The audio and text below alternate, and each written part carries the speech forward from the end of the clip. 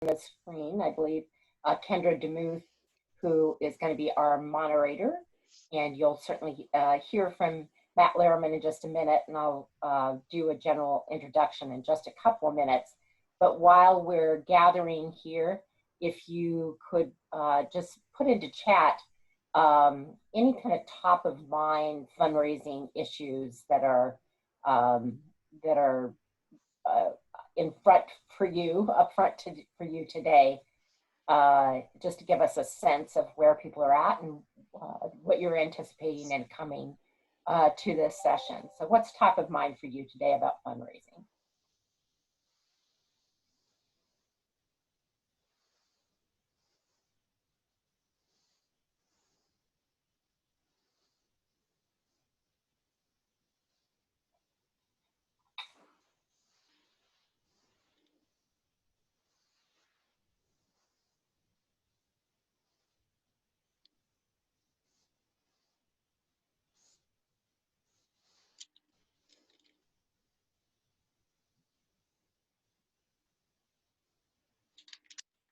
Question about corporate sponsorships declining in 2021. That's a good one. I'm asking that question too, because we seek sponsorships for Give Big. It's always hard to do and maybe harder in 21, so that's a good question.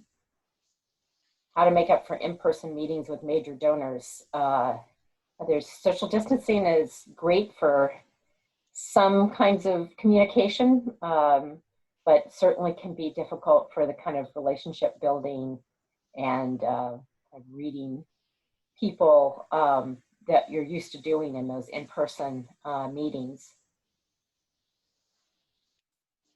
Interested in hearing about fundraising for somebody just starting out and run mostly by volunteers. And of course, that represents, the organizations run mostly by volunteers represents the majority of the nonprofit sector. We often forget that that's the way our sector is primarily run, is by volunteers, but all the more difficult if you're just starting out with fundraising. And we'll talk about a couple of opportunities that are coming up that I'll speak about in just a minute that can be really helpful for people just starting out. There's another brand new nonprofit starting to initiate fundraising initiatives. So I'm going to go ahead and start out. Again, this, for those of you just joining us, this is Nancy Long with 501 Commons. I guess I can go on on screen myself. Or maybe not. Okay, okay. So I'll just speak to you. Welcome everybody for joining us. There we go. Thank you.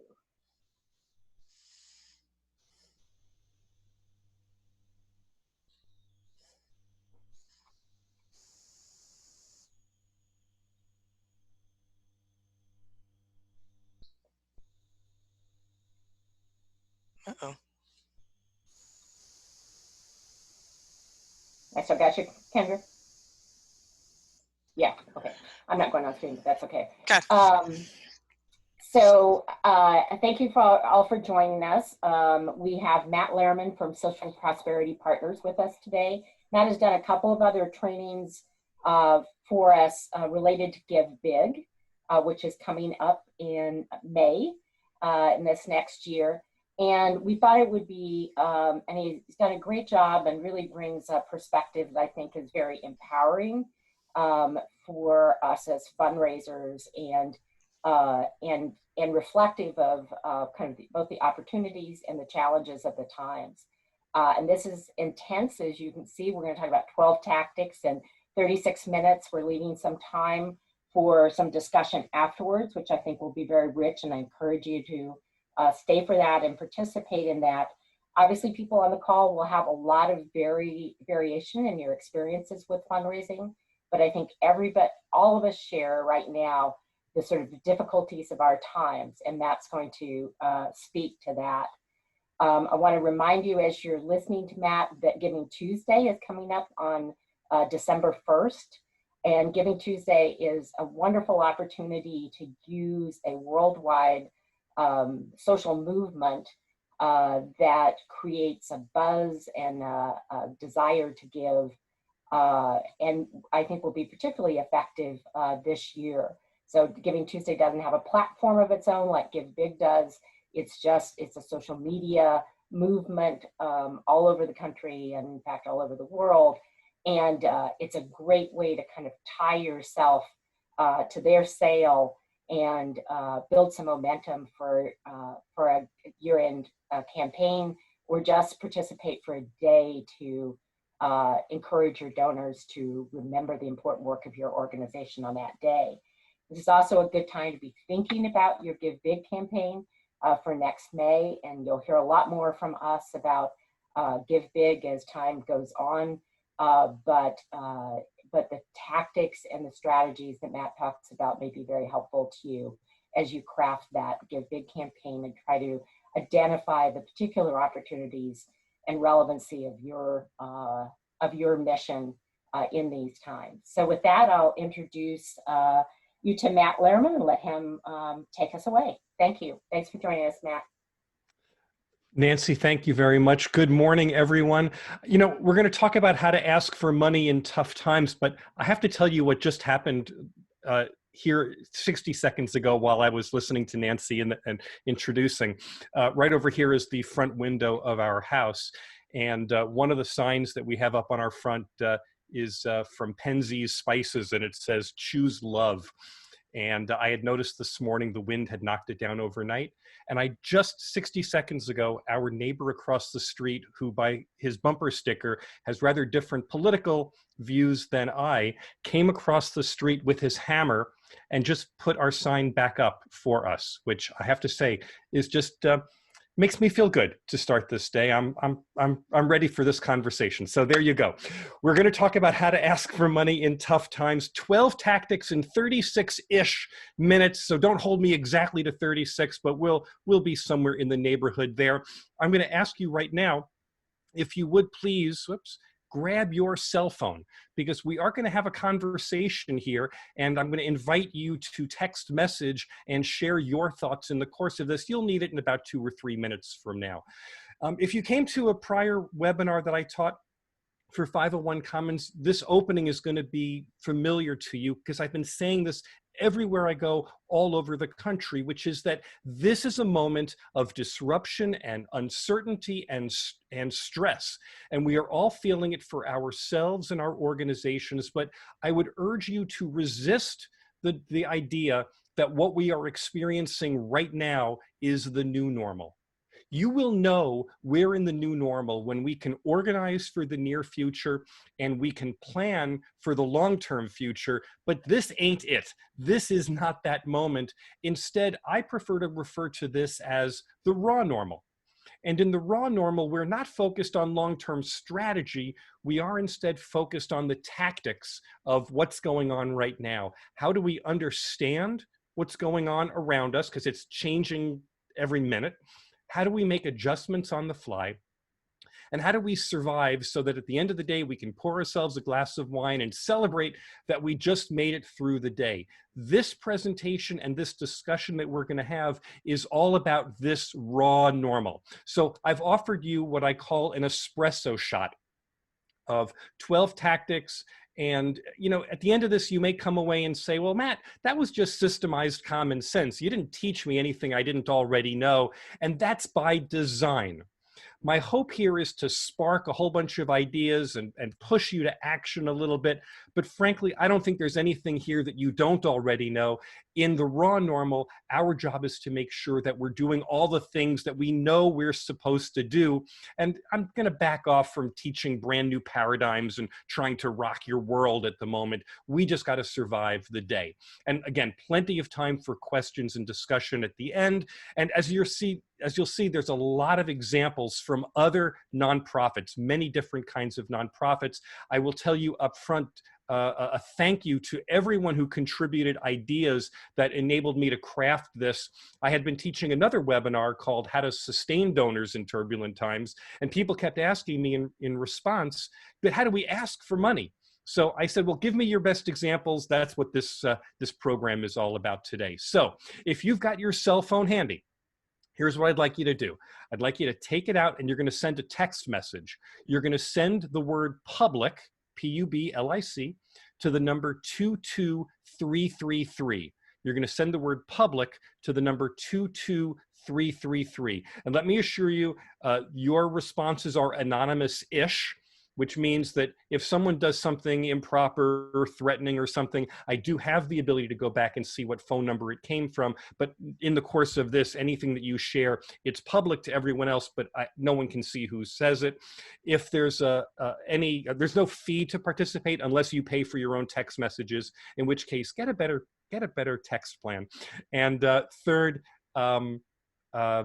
there's no marketing with this. There's no follow-up. Once we're done with this, you won't hear anything back. So if you've texted the word public to the number 22333, you get back a bounce back message that says you've joined Matt Lehrman's session.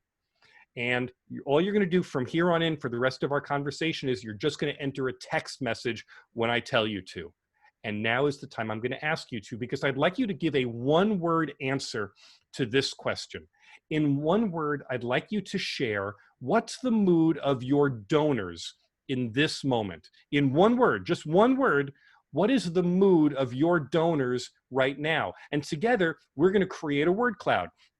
So skeptical and afraid are the first two answers that came in, but let's see what else. They are exhausted. They are supportive. Oh, if more than one person inputs the same word, then that word is going to grow. That's what a word cloud does. So worried and supportive. Oh, supportive is interesting. Your donors are supportive of you, even in these difficult times, but they're also worried. Skeptical, cautious, uncertain, hesitant, afraid, exhausted. Go ahead and put another word in if you like, or if you feel that one of these words like nails it for you, go ahead and repeat that word. So you're giving it another vote. I just want to make sure we've heard you loud and clear. What is the mood of your donors in this moment? And right now, supportive is in the lead. You're saying that your donors are supportive of the work that you do. They're responding to you. It's meaningful to them. I'm delighted to hear that. What else? So let's make sure we've got a big sampling of all the words that describe the mood of your donors right now. Supportive, cautious, afraid, understandable, hesitant, worried. I like to see the word generous here. Thank you for whoever wrote that. We understand why our donors would feel cautious and exhausted, but it's just fascinating to me that supportive is coming up high on the list. That says a lot for your abilities, and it says a lot for your community as well. I'll give you another 10 seconds to enter anything here. If you want to do a third word, by all means, feel free. Let's make sure you either vote for a word that's already there, or go ahead and add another word if there's something that hasn't been described yet that you think belongs on this list. We just want to make sure that we've heard from 501 Commons, what is the mood of your donors in this moment? Supportive is still leading the pack, and that's fantastic. Just another 10 seconds, and we're going to move forward here. They're hesitant, they're worried, they're distracted, they're demanding, they're afraid. But overall, they are supportive, followed by generous, cautious, exhausted, and encouraging. But I love that supportive is there. I'm going to move us forward here because I have a second question for you. So 3, hit enter right now if you're doing one more thing. There you go. 3, 2, 1. Okay, we're going to move on to the second question. And the second question is not about your donors, but I still would like just a one-word answer. And in one word, I'd like to know, what's the mood of your organization? Now, if you're a one-person organization, it might be your mood, or it might be the mood of your team, or it might be the mood of your volunteers, or the mood overall of what's going on. But please share a word that describes the mood, a mood, within your organization in this unprecedented and admittedly difficult moment. Your candor is here. And go ahead, you can put 2 words, you can put 3 words in. I want to just make sure we've got a big sampling of what's going on here, because you said that your donors feel that their mood is supportive, but your mood is what? Oh my goodness, not surprising here.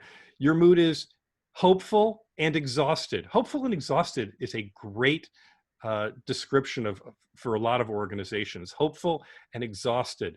But look at some of the other words here. You are enthusiastic, you're anxious, you're community-centered. Oh, someone figured out that you can do 2 words if you put a hyphen in the middle of it. Good for you.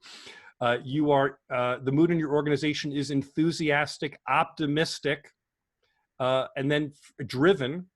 And then for some of you, the mood is uncertain, burned out, disjointed.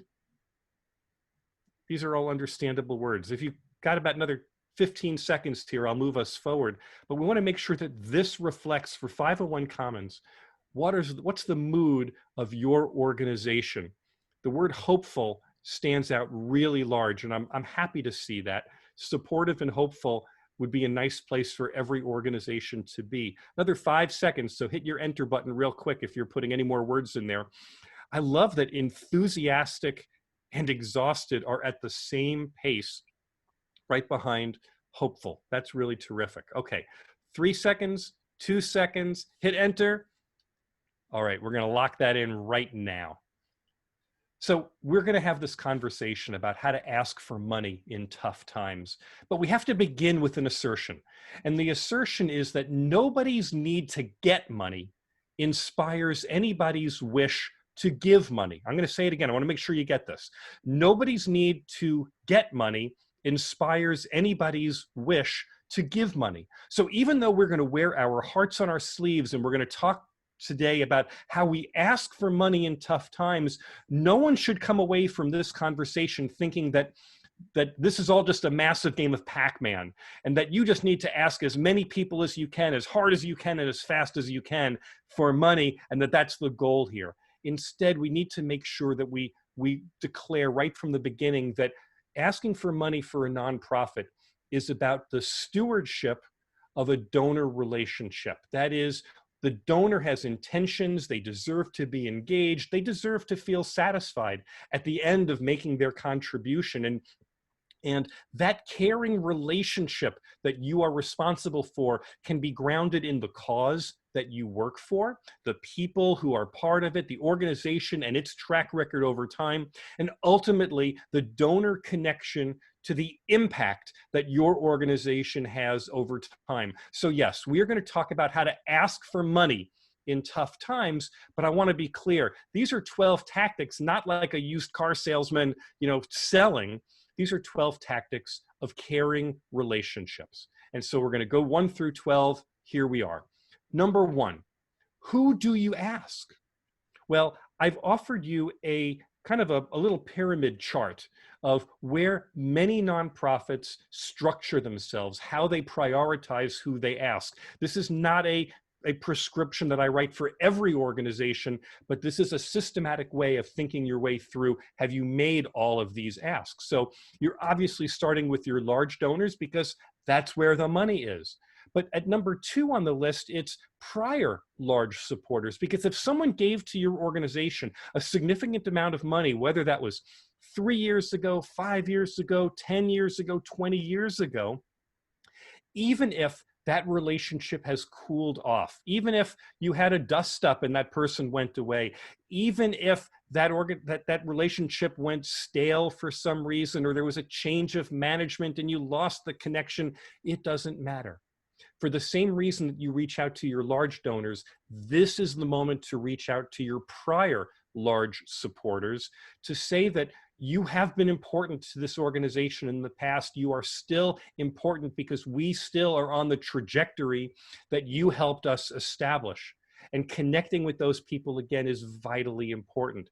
Then third, I suggest you look at your longtime donors, regardless of the amount, because you have people who've been giving to your organization for 5 years, 10 years, maybe 20 years or more, and maybe only $100 a year or $20 a year.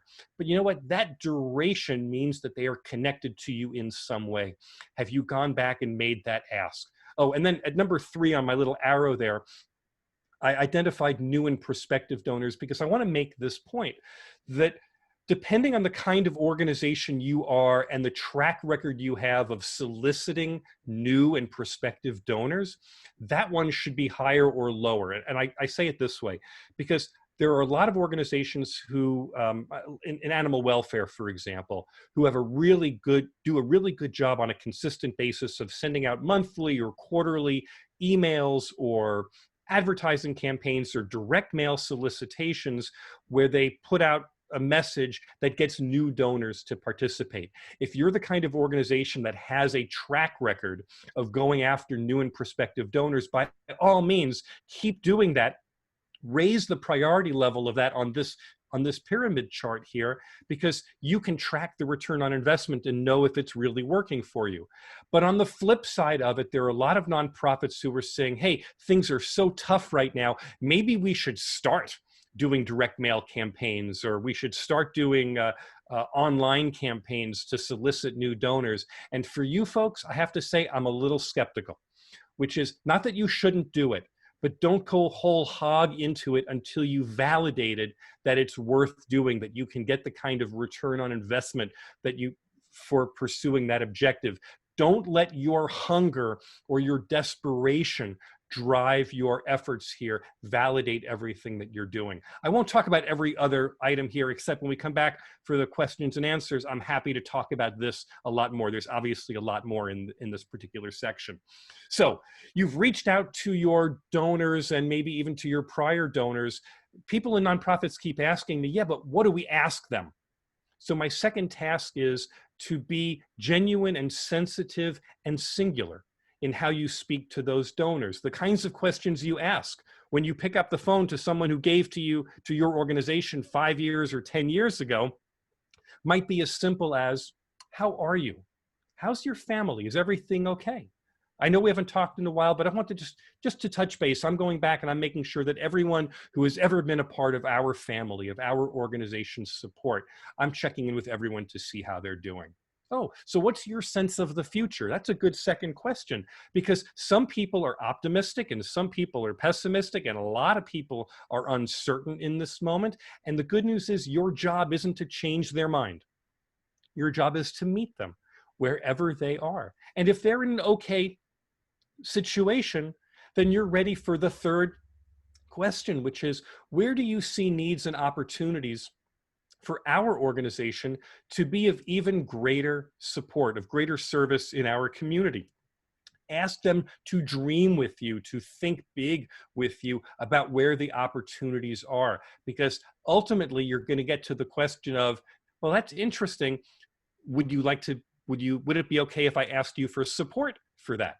Now, a lot of folks have responded to this particular point in this presentation and have reminded me of the adage for fundraising that says, if you want advice, you ask for money, and if you want money, you ask for advice.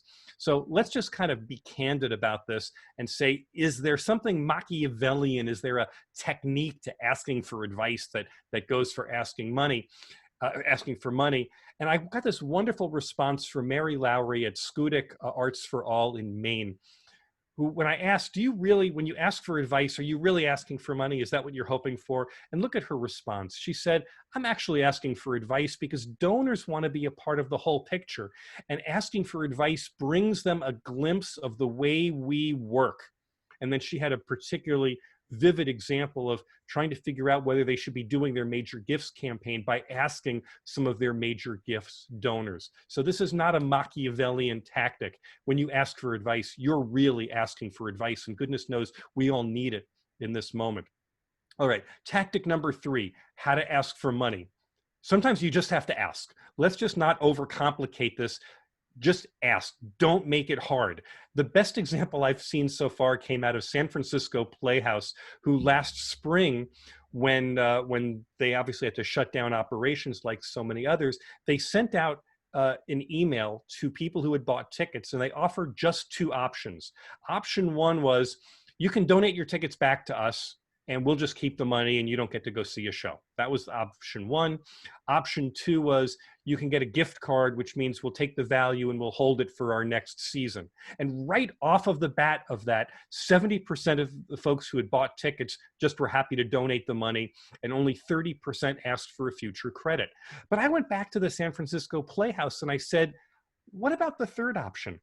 How come you didn't ask them or offer them to give their money back?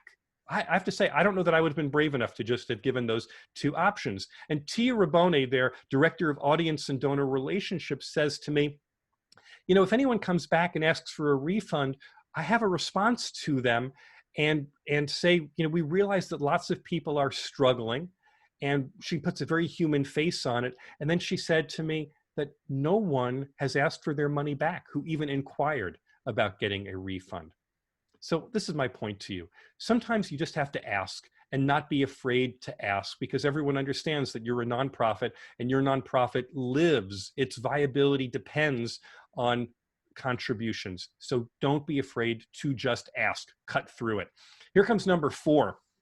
I call this one give to get. This is the most obvious one, but I have to say, when I first heard about this last spring, it hit me like a ton of bricks, because I think it was right before we were all wearing face masks all at the same time. This is the Humane Society of North Central Florida, and they had a simple give to get, which was they had a volunteer who sewed a whole bunch of homemade face masks, donated them to the Humane Society, and the Humane Society was able to say, for every donation of $10 or more, you're going to get a mask.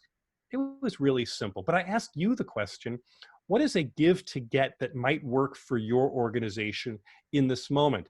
And that doesn't mean that you should go out and all of a sudden buy, all kinds of advertising specialties with your logo all over it, saying if you give, you'll get, I don't know, a tote bag, a mug, a mask, or whatever. But look at how genuine it was that a volunteer sewed these masks.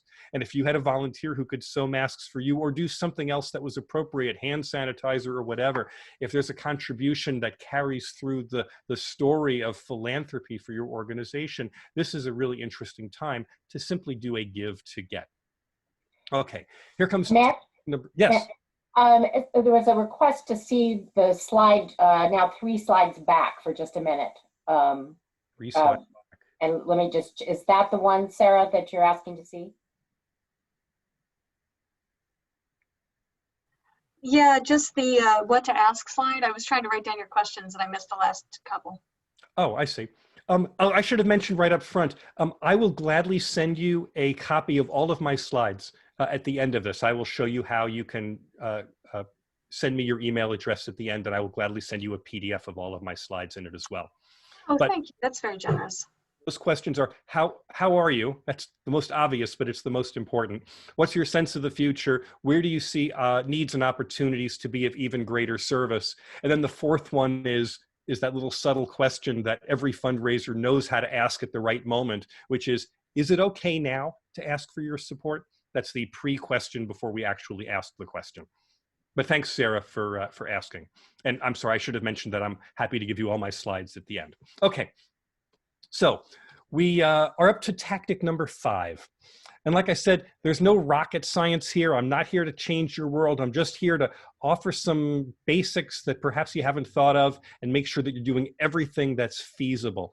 And this one is clearly in that vein. This is about amplifying your ask. So here's an example from Bloomington, Indiana. Cardinal Stage, obviously they couldn't perform on their stage anymore, but they had sponsors of their shows. And so Kate Galvin, their artistic director, shared with me that they had success converting the show sponsorship into matching challenges for individual donors. So, and she says, we couldn't deliver the usual promotion that our sponsors get, but we can help them look like caring members of our community. And they did that with a matching grant. For every dollar that you give, this corporate sponsor will put up matching dollars up to $5,000. When we get to the Q&A section, if you're interested, I have just a sideline. I don't want to spend the time right now, but the difference between matching grants and challenge grants is really useful in this moment. And I won't belabor it now, but I have an example for you later on if you want about the difference between matching grants and challenge grants if you want that during the Q&A session. Okay, number 6, tactic 6 is about asking with emotional intentionality. And this is the closest I'm going to get to offering a paradigm of anything. You already know this, but I love quadrant charts, and this is an easy way to show it. You know why donors give to your organization. And generally, I think of it in 4 categories. There are donors who give for reasons that are purely logical. There's some analytic reason, some factual reason why they're supporting you, and the dollar amount that they're doing makes sense. There are some donors who are motivated because your mission is important to them personally for some way. There is a shared sense of purpose. There are donors who give because you excite them in some way. You might do something that they just love being a part of. You might put their name in your program or on your building or wherever, and you excite them in some way. And then there are donors who give to you because they are part of your community and they feel it in their heart. And they know that emotionally they are connected to the impact that your organization has and to the people around it in some way. And these are not hard and fast quadrants. People give for a multitude of reasons within this. But I give you this little quadrant chart because I want to say that we understand the obviousness of this. The folks who give out of logic, well, that's the holiday season. People who are willing to drop their change into the Salvation Army. They didn't need a more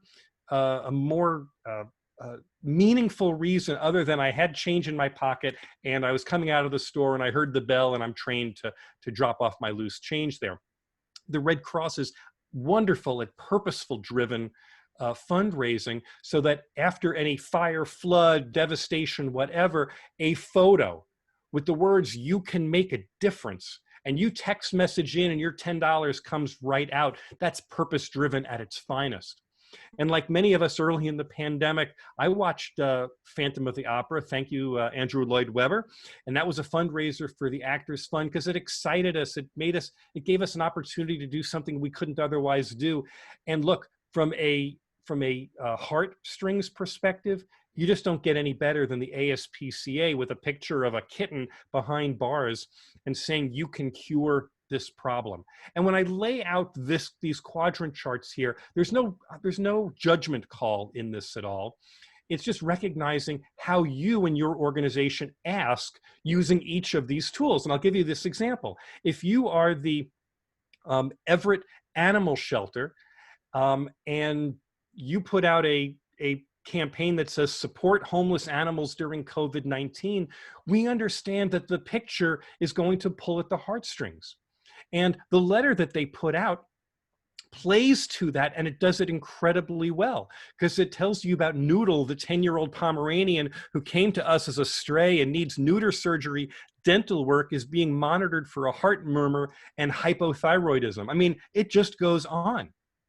If you can play one note and play it really well, by all means, do that. I'm not arguing against that at all. But when I say ask with emotional intentionality, what I mean is that many nonprofits can play multiple notes at the same time. Let me give you an example from Arizona Theater Company. A letter that came out again early in the pandemic that said, first and foremost, I hope your family you and your family are safe and sound. It came from their artistic director. And then in a rather long email, I'm just going to say it hit 4 different points. From a logic perspective, the Arizona Theater Company said losing the last 2 shows of the season was a significant financial hit. And if you could help us make up the difference, we'd be extremely grateful. It's purely analytical. But from a mission purpose perspective, he talks about creating inspiring, joy-filled, thought-provoking work. People who care about theater, that resonates. But he also plays the excitement quadrant. If you can't donate, but you want 6 great nights of theater, subscribe or even buy a gift for someone else, and then you help us out and you look awesome, win-win. And finally, he pulls at the heartstrings in, I think, a very effective way. He says, I keep dreaming about what it will be like, our first opening night back, all of you with our favorite artists, cheering and laughing as we are once again reminded that we are not alone. Now, I feel it. I get goosebumps literally just by saying those words. My point to you here is that anytime we play the notes, we are certainly communicating to the head.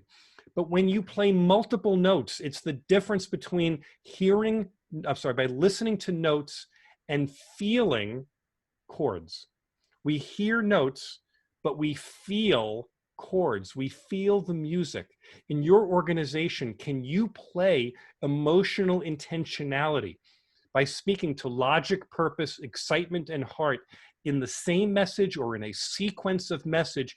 Go back through all of the campaigns and all the messaging you sent out over the last 6, 7, 8 months, and you tell me, what's the score? how much have you played each of these notes? That's my point to you. Okay, here comes number 7. It's about asking with personal appeal. This is the Commonweal Theater out of Lanesboro, Minnesota. And I'm not going to play the video for you, but I just want to make the point that when they created this kind of top-down approach, they were showcasing the people of this theater company who the donors know, who they have a relationship with that's been built over time. That culmination of relationship matters in this moment. And the top-down approach has wonderful benefits to it, but there's a flip side to it as well, because you can do a ground-up approach as well. Here's the Gateway Pet Guardians out of St. Louis using Facebook to do a Healing Hearts campaign. And look, I highlighted on the left here, it's an online campaign where they recruit volunteers, adopters, board and staff for a peer-to-peer fundraiser. They ask everyone to raise just $500. And if you look on the right side there, you can see a lot of people do a lot better than $500. This is not the top-down approach. This is your bottom-up approach. But what they both have in common is there's personal appeal going on from people who know and care about your organization. So I ask you, what have you done to not just do top-down, because most organizations are doing that, but what have you done to provide a matching ground-up kind of campaign as well? Okay, here comes number 8. This is about asking by innovating. Now, I'm going to tell you, I am not the master of innovation here, and I don't have the definitive answer for you on what kind of innovation you should be doing in this moment. But here, also out of Minnesota, Stages Theater Company contacted me early in the pandemic. They had not done any online programming to that point. And within the first 30, 45 days, Megan Kruger, their development director, said that they started online interactive presentations. They had over 20,000 views from 9 different countries, which is significant. I mean, this is worldwide reach for them in just the first month. So I'm not here, I'm not the technology expert, I'm not the person to tell you all the things that you should be doing. I am here to tell you that this is a marvelous drinking game, and that you get your team together and you're all on your Zoom calls like this and you start drinking. And the question is, as you go around your circle, how can we think expansively about our mission, who we do it for, what we do to fulfill it, where we might possibly do it, when we might possibly do it differently than we've been doing it, and how we might do it. I know this is a really good excuse for a drinking game, but your innovation comes by using that improv technique. Remember the one where when you're in improv, you always have to say yes and. No one gets to say no. No one gets to take away anyone else's reality. In a yes and environment, we have to put a lot of ideas on the table. And then once we've done that, we'll come back and we'll say, now, what are the 1 or 2 things here that might actually work? What would be transformative for our organization? If your organization and if your board and if your management team, if you're not innovating already at this point, then I give you a drinking game to get you on the way. Simple. All right. Oh, one last caveat I have to add to this. You know, we know the expression from Field of Dreams, if you build it, they will come. But I have heard from a number of nonprofits who have said, oh yes, we're using this opportunity to build a lot of things. We're going, you know, we're investing wholeheartedly in technology at this moment. But let me remind you that that really should be a question, not a statement. If you build it, will they come? Because we are still in the raw normal. And in the raw normal, I'm encouraging you to not make long-term strategic decisions. Don't invest your entire budget there. Think tactical, think pilot programs, think tests, think prototypes, think how do you validate the concept of this over time. But this is a bad time because we don't know if a year from now we're all going to have, if we're all still going to be doing webinars and Zoom like this, or whether we're going to have a huge backlash and we're all going to be meeting in person again. We just don't know what the world is going to look like. So be appropriate to this raw normal. Okay. Tactic number 9 is my most favorite because it was the most fun and I've got a personal story to tell. This was from a performing arts venue. It happens to be in Manhattan, but the tank is what Danielle King, their managing producer, describes as nimble, maybe even scrappy. performing arts. They just for emerging artists. And early in the pandemic, I had never been to an online gala before, and I wonder if many of you have been by this point as well. I suspect a lot of us have a lot more online gala experience. But if you look, when I first heard about this from them, I saw that I could participate for just $100 for just 2 people. Well, that became date night for me and my wife back in May. So we participated. I'd never heard of this organization before, but for $100, it was a good deal because they sent the groceries to my house a couple of days in advance of the event. They ordered from the local grocery store. Everything was delivered to our front. And then on May 19th, we logged on. In New York time, it was 6 o'clock. That meant it was 3 o'clock for us here in Arizona.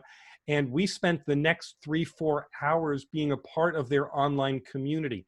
I can't tell you again, I'm not going to give you the blow by blow of what they did, but I will tell you what I found was the ask by entertaining tactic here was if you can hit these notes, if you can be emotional and purposeful and delicious and watchable, then you have a successful event. And they were able to do all those things. And again, in the Q&A session, if you want to know more of the details of how it came together, I'm happy to do it. But man, they programmed that thing so tightly. So I ask you, what have you done to entertain your donors? Not just ask them, but to give them entertainment that they can enjoy in their home right now. Number 10 is about asking by creative partnerships.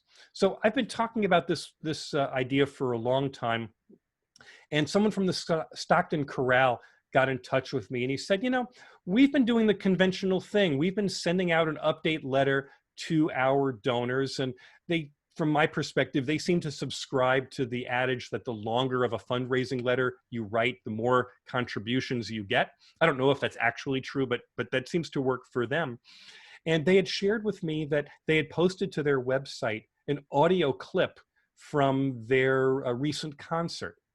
And I thought that was terrific. But then I asked him the question in response. I said, is there any other organization in your town, any other nonprofit where sharing the clip of your recording might be entertaining or gratifying to their donors as well? Is there any chance that the two of you could connect and have a situation where 2 + 2 = more than 4? And I got back a response from Mark Kalanico, the vice president, who said, that's very interesting. He says, several of our singers belong to a local birding association. And wouldn't it be cool to combine our soaring melodies with their soaring birds? And then he was going on, oh, we even have a musical selection called Cuckoo. My point to you is, who is another nonprofit that you respect? Perhaps it's not even in your same field. If you're an environmental or if you're social service, then pick someone from education or religion or whatever, or arts, and mix it up in some way. Because the quality of your creative partnership cuts through the noise. To your donors, it makes this work even more important than it would be if those organizations are writing to them individually. I'm going to come back and we'll talk more about creative partnerships, because I know 501 Commons, I know you all in the Seattle and in the state of Washington have some great innovations there, and I'll touch about those at the very end. But let me get to tactic number 11, which is how you have to ask for what's relevant. And a lot of people, their knee-jerk reaction to relevance is to say, yeah, but relevance, we have a prior plan. We had a capital plan. We had new programs at the start of this year. We had already done a strategic pivot. We already were doing a year-end, or we have a year-end campaign. We have to make those numbers. And some people have even been so bold as to ask me, isn't our survival as an organization relevant? Well, friends, I'm going to tell you that, first off, your desperation, any nonprofit's desperation, is not a great fundraising tool. I'm not saying that you shouldn't do it, because if you're truly that desperate, then you have to do it. I mean, I understand that it is the last resort. But when we ask for a question of relevance, perhaps the most important thing I'm going to suggest today is that your relevance is best defined in this moment as your organization's capacity to contribute to the recovery and health and collaborative spirit of your community. Let me say this again. I want to make sure you get it. Relevance is your organization's capacity to contribute to the recovery and health and collaborative spirit of your community. Financial recovery, public health, collaborative spirit is easily a way to talk about Black Lives Matter and systemic racism and all those kinds of issues. But frankly, it's as much about just a feeling of togetherness, that we are here together doing something is incredibly important. So, tactic number 12. You've been doing this now for 7 months at least, maybe longer. You need to continue to ask courageously. And the most courageous thing you can do right now is to take out your red pen, pull out all the communications that you have created and sent out over the last 7 or 8 months, and it's time to exercise the demons, to identify all the things that you wish you could take back and edit and learn from. Because none of them are terminal issues. None of them are going to prevent you from fundraising going forward, but learn from the experience. So take out those messages that are desperate or timid, or were insensitive, or were inconsistent, or that just became stale for some reason, or anything else that you might find. This is not supposed to be a comprehensive list. Exercise those demons, identify them, and make your plan for how you want to fundraise going forward, learning from those lessons. Now, especially as you're about to do year-end fundraising, now is the ideal time to do it. Now, just to wrap this all up, I'm going to ask you what's one thing that's working in your fundraising. I'll give you a couple of different ways of answering. If you just want to email me directly, or you want to talk about anything else directly with me, my email address is simply matt@socialprosperity.us. You're welcome to email me directly. I'm always happy to have conversation. Also, I created a Facebook group called Crisis Engagement. I'll send you a link to it if you ask for the slides, or you can simply go on Facebook and type the words Crisis Engagement into the white bar, and the group will pop up, and you just submit that you want to join it, and I'll approve you for it. But I'm going to go you one more step, because I do those with the hope to connect people and to find interesting ideas. But I think we should do it while we're all connected by cell phone right now. So I'm going to ask you right now to answer the question, what is one thing that's working in your fundraising right now? And you know what? You're not limited to a one-word answer. You can write a whole paragraph if you like, because there's plenty of room on the screen. And this question will enable you to put anything you want. But there's, 30 of us on the call right now? Wouldn't it be great just to have a quick sharing of what's one thing that's working in your fundraising right now that others might want to learn from, or others could follow your example? You've been wonderfully collaborative. I know that 501 Commons does a great job of bringing people together. So I'm asking you, what is one thing that's working in your fundraising that would be useful to other people? So the first answer just came in. Our virtual event was seamless in our production. That's fantastic. We had to cancel our conference in April, and we offered the donate credit refund option. Good. Showing how we've responded to COVID has worked for your fundraising. That's fantastic.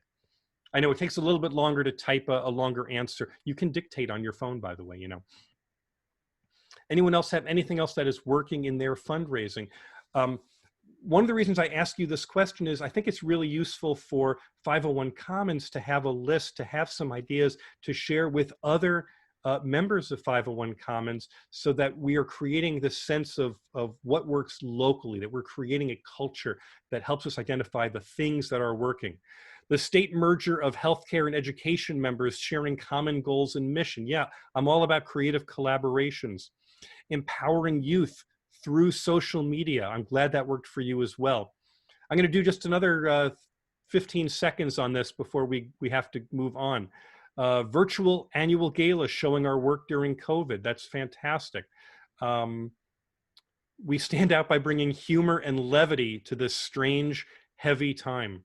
It is a strange and heavy time. 5 more seconds. So if you're hitting enter, do it right about now so we capture your answer to what is one thing that's working in your fundraising right now. 5, 4, 3, 2, 1. Thank you so much. And then one final. There's one in chat that I'll just add, which is our in-kind donations have increased substantially. Maybe a more tangible way to give is more appealing. That's fantastic. Thank you, Nancy. And then I have one last question to ask you all as well, because here you've just spent a few minutes talking about all these possibilities, and I am just curious, we're all curious to know, what's a specific action that you would take as a result of this conversation that we've just had? What is just one thing that is actionable that would cause you to talk to your team, or to take something up with your board, or to research something? What is something actionable that you might do as a result of this conversation that we've just had? Just share one idea that has particularly resonated for you from what we've just talked about. I'm only going to give you about 15 seconds for this, so you got to work really fast. Focus on asking for what's relevant and using courageous language. I love that. Calling our 5 top donors. I'm so glad that you're going to do that. That's going to be great. In fact, when you do that, I would love if you send me an email at matt@socialprosperity.us. I'd love to know what resulted from that, but I'm going to bet you that something significant happens as a result. Seeking entertaining, creative solutions. I'm glad to hear that as well, because we put the blinders on that our job is to ask, and we ask donors. That's what we do. If we can entertain them a bit, we've created a whole nother angle. Ask by entertaining through a social media challenges. Taking good pictures of our impact is fantastic. I'm going to give you just 3 more seconds here, and then I have to move us forward. All right, I'm going to move us forward right now. So my final point to you today is that there is obvious strength in togetherness. I've had the pleasure of being with 501 Commons in person, as well as teaching webinars on the phone. I know what a cohesive community you have there. Your ability to pick up the phone and call another nonprofit fundraiser in your community, but perhaps in a non-competitive field, and just ask the question, how are you doing? Is there anything that we might partner on together? Is there anything that you need? Anything that we've done that might help you? Do we have a template for how we do an ask that might be useful to you? If you can initiate that kind of a conversation with someone, then you are growing the community of support that makes fundraising successful for everyone. I know that in your community, you successfully have Giving Tuesday, you have the Give Big program. You are, frankly, you are the leaders of national efforts. I know we have Arizona Gives Day here in my home state. They're wildly successful programs. And when we get to the Q&A section, if you want to ask questions of Nancy about those programs as well, that's hugely important and entirely appropriate here. But I give you all incredible credit for the success and community of fundraising that you've done together. Now, as promised, if you want a copy of the slides for my presentation, it's really quite simple.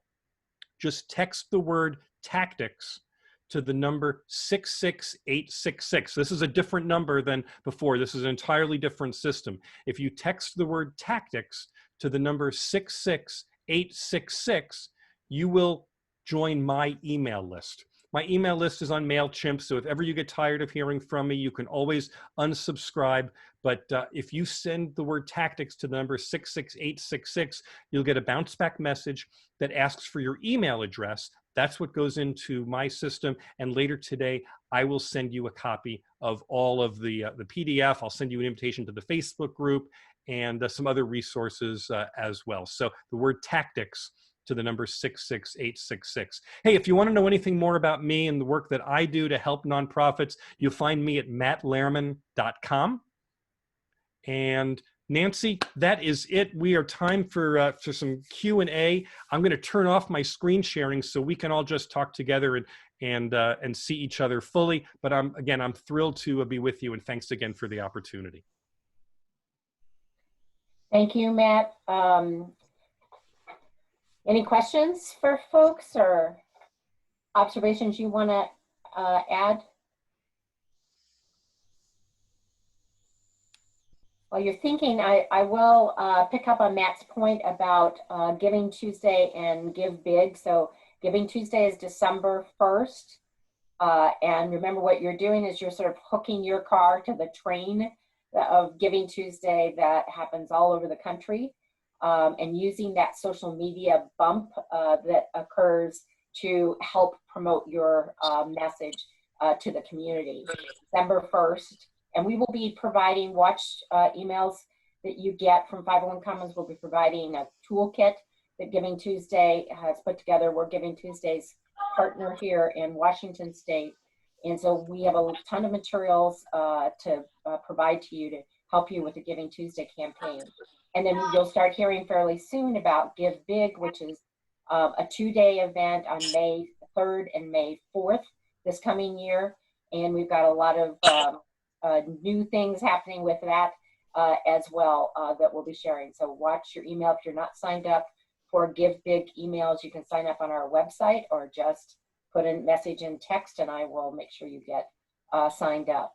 So questions for Matt. What did you hear that you're intrigued by, but you're not quite sure how to put into day-to-day operations in your fundraising? And Nancy, I can see in the Q&A session something about what I've seen from visual arts nonprofits in particular. What are they doing successfully in this time? So I don't know that I have the best or an encyclopedic view of what visual arts nonprofits are doing specifically. So 2 things. One is, let me encourage you to join the Facebook group, because that's a great place to ask that question. Invite people who are doing that work to tell you either what they've done, what they've tried, or what they're intending to do going forward. So it's bigger than just me answering the question.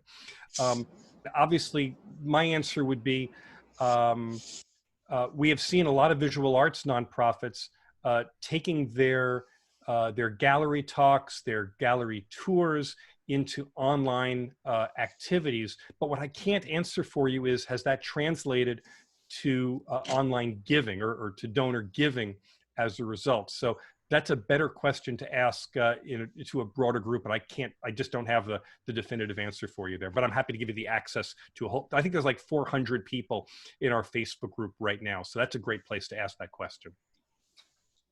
So Matt, there's also a question about whether it's easier to raise money after the elections and just in general, and what's your sense of this year?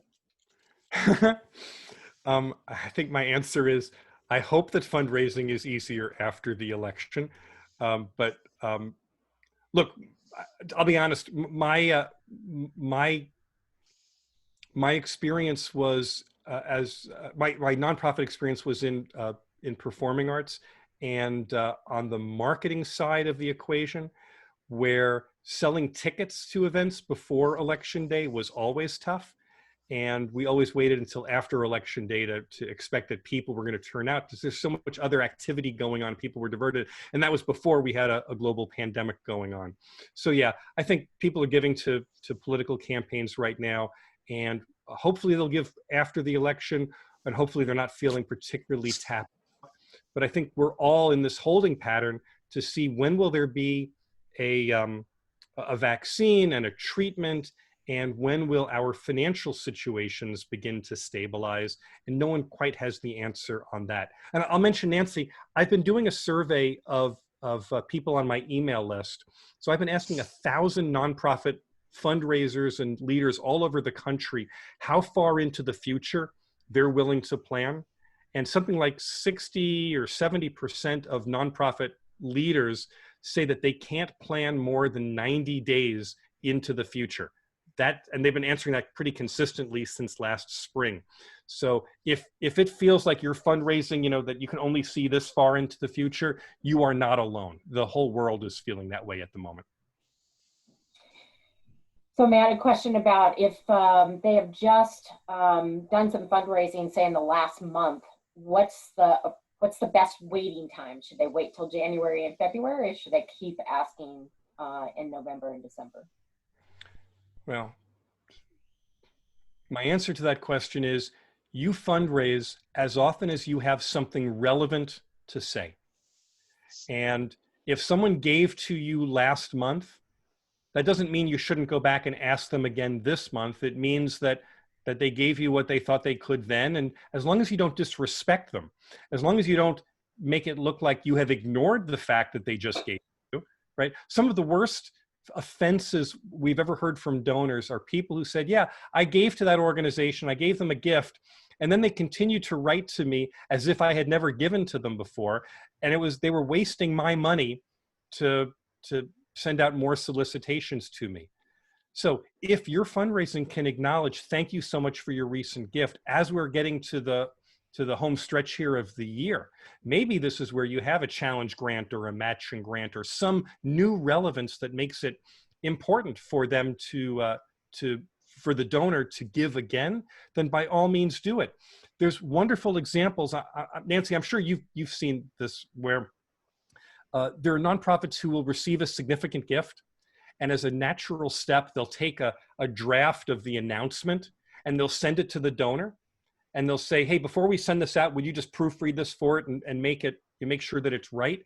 And where the donor proofread it and sent it back, and the only thing they changed was the dollar amount, and they had increased the dollar amount of the contribution because when they saw what the recognition was going to look like, they just thought that a higher dollar amount would be important. I mean, let's not miss those kinds of obvious steps. I'm not trying to be Machiavellian here, but the donors don't give because of the calendar. They give because they believe that what you're doing is important, and you've asked them in a way that is respectful and resonant for them. So, yeah, if they gave to you last month, that doesn't mean you shouldn't ask them again. Nancy, do you agree with that, by the way? You've got a wonderful perspective on this.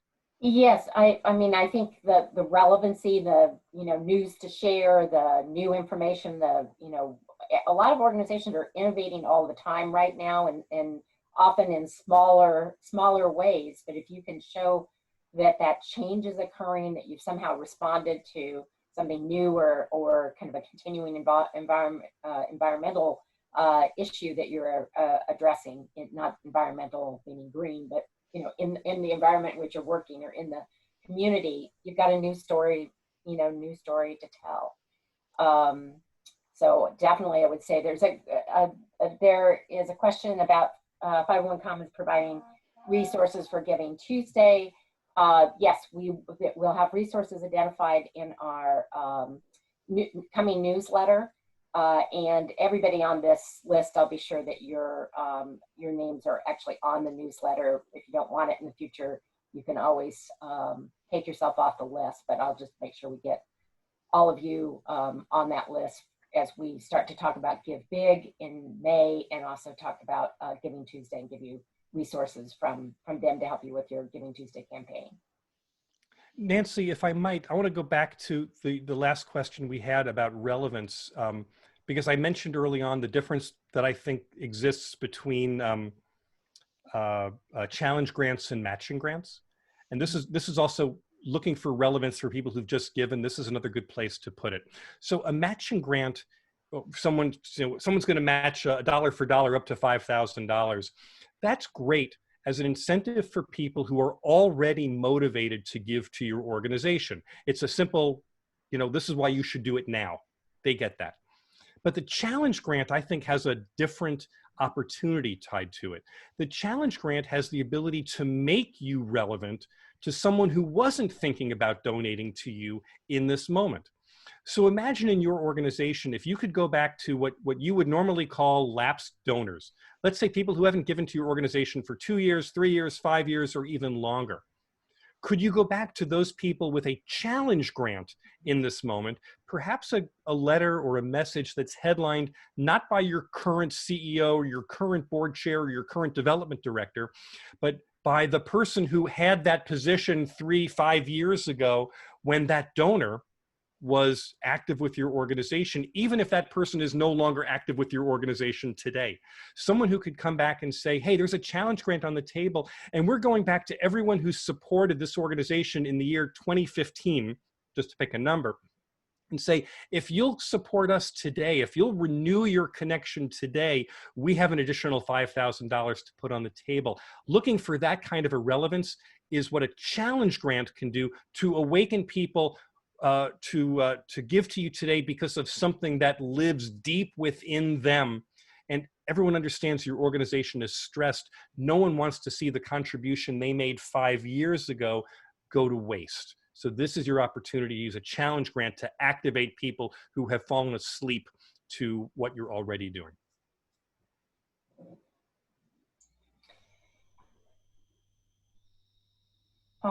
Okay, so I love your idea of publicly thanking donors and asking them to review the draft announcement. I'm not sure we have ever done that in writing, only at our meetings. Can you say more about publicly in writing thanking major donors? Yeah, so there's a wonderful example for a theater company here in the Phoenix area I won't name who they are, but they did a wonderful job, and it was a really significant gift. And so the announcement that they were making of a donor's contribution was significant, and they were putting it in their mailed newsletter. And so they mailed it before they mailed it. They had it in probably in Blue Line or in one of the drafts where they had it, and they sent it to the donor. And the response was that this donor, if I remember correctly, I think they doubled their already very substantial gift. And they did it in part because they could look at the totality of what else was in that newsletter. And this donor, for whatever reason, decided this was a good time for them to stand out and to lead by example and to really supercharge the gift that they had given. And that, again, it wasn't a Machiavellian thing. It wasn't like the theater company said, oh, we're always going to put this in front. They just wanted to make sure that they got it right. They wanted to make sure that when the announcement came out, it was exactly what the donor expected, that there were no surprises. So please know, I'm not suggesting that you're doing this with an ulterior motive, but appreciate your donors as you do, but insert the step that says, is this right? Do we have everything here that you would want us to say? Is there anything more that we can say to express our appreciation for you? And let the donor respond from there. It's remarkable sometimes how people will respond to you. And Matt, I think part of that question is if your big donor is a $200 donor, you're obviously not going to put out a press release about a $200 donor, so it's not public in that way. But it's that you announce it as news in your organization. So you give that information out to your staff, to your board, to make it visible to other donors, put it in a newsletter, put it up on your website to recognize and thank that person. So where we publish may it just be in our own communication assets, not necessarily in the broader media world. You're exactly right. And if I remember correctly, this particular example was a gift that was, I forget if it was 250,000 that became 500,000 or 125 that became 250, but whatever it was that level of significance. Yeah. Easily newsworthy at that level. Yeah. Yes. But even if it's a smaller donation, it's news to share. It's an example that somebody can set. It can help put them in the position as a community leader for the cause that your organization is addressing, and there's an opportunity to use whatever communication circles you have to raise up and point out that person's generosity. Exactly right. Not seeing other questions. We're right at 11, a little bit past 11. So I think we can wind up. Obviously, there's a lot to think about here. There's a lot to think through in terms of the particular impact of COVID on your organization and the economic situation on your organization. But I encourage you to give some thought today to what you just heard from Matt. Make a little plan while it's fresh in your mind. Make a little plan about what those next actions are, about what you want to check out, what you want to talk to people in your organization about that you've heard about today. And please consider the opportunity to use Giving Tuesday as a sort of immediate way to start to put those strategies into action.